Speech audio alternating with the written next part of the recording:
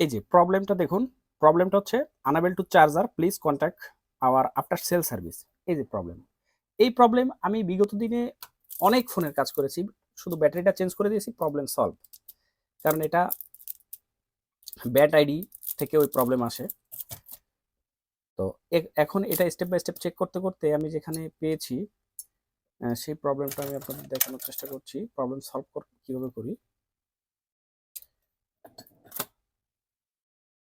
আচ্ছা, এই যে সেন্সর দেখছেন না, এই সেন্সরটা, তো সেন্সর থেকে আমি একটু ফাঁকা রাখি,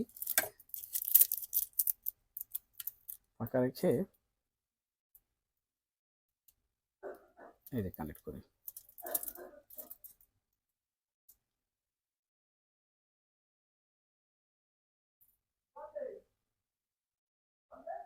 দেখুন এই যে চার্জ নিচ্ছে, এম্পিয়ারটা দেখা দাও, এই যে 1.1,